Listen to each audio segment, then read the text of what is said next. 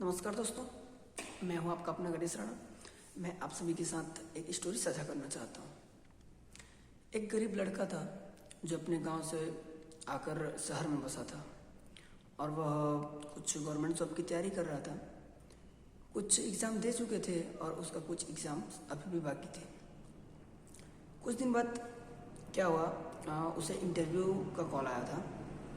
बहुत खुशी का माहौल था और लड़का भी बहुत खुश था कि इंटरव्यू में जाना है करके। लेकिन दिक्कत ये थी कि उस लड़के के पास पैसे नहीं थे।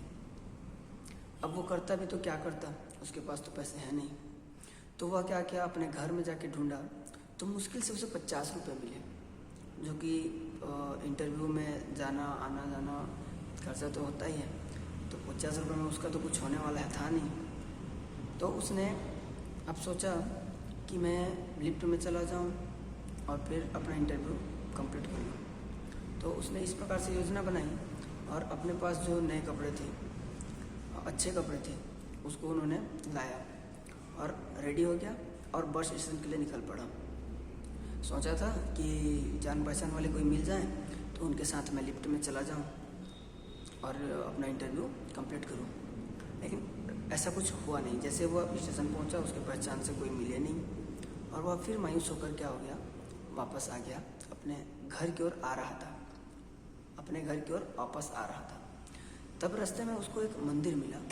उसने सोचा कि इस मंदिर में चलता हूँ, भगवान जी से ही पूछूंगा कि क्या चाहते हैं, वो क्या कराना चाहते हैं। तो वह क्या किया, मंदिर गया और प्रार्थना की और भगवान से पूछा भी कि भगवान जी आप चाहते क्या हो, मेरे से क्या चाहते हो आप, बताइए करके। फिर वह प्रणाम किया और वापस आ गया, मंदिर से बाहर निकला, अपनी जूते बांध रहा था।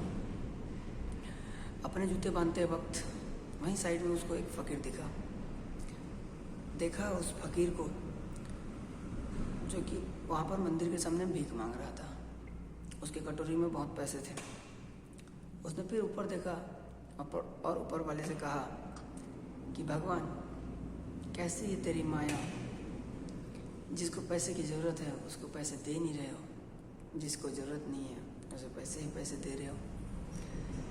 फिर वह मायूस होकर अपने जूते बांधता रहा। फकीर को लगा उसको देखकर कि इस बंदे को शायद कुछ सहायता की ज़रूरत है और वह फकीर सामने से उस लड़के को पूछा कि बेटा क्या समस्या है, बता। तब वह लड़का बोला कि फ़कीर जी, आप क्या मेरी हेल्प करोगे, आप तो खुद मांग के जी रहे हो। तब वह फ़कीर बोला कि बेटा क्या समस्या है, बता। अगर मेरे से हो पाती है तो मैं तेरी सहायता बिल्कुल करूँगा।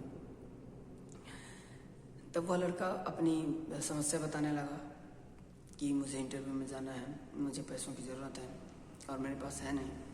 तब वह फकीर बोला कि ले बेटा, मेरे से जितना मेरे पास है वो आप रख लो और अपना इंटरव्यू दे के आ जाइए। तब वह फकीर तो थोड़ा सोचा कि क्या करना चाहिए। फिर बोला कि फिर आप कैसे करेंगे। तब वह फकीर बोला कि मुझे ज़्यादा पैसों की ज़रूरत नहीं पड़ती, ना ही मुझे पैसों की कोई मोह है। मैं अपने भोजन के लिए कुछ पैसे बचाता हूँ और चूँकि मैं बीमार हूँ तो अपने बीमारी के लिए, अपने दवा के लिए कुछ पैसे बचाता हूँ। उसके बाद जितने भी पैसे बचते हैं मैं खुद उस मंदिर के दान पेटी में जाकर डेली डाल देता हूँ। तो आज का जितने भी पैसे हैं आप ले लीजिए। फिर वह लड़का सोचता है कि वास्तव में दादा कुछ मेरे लिए कर रहे हैं, मुझे सपोर्ट कर रहे हैं, और वह कुछ पैसे ले लेता है और चला जाता है अपने इंटरव्यू के लिए। भाग्य भी उसके साथ रहता है और वह इंटरव्यू में प्रवेश करता है, इंटरव्यू देता है और शाम को फिर पता पाता है कि उसका सिलेक्शन हो गया।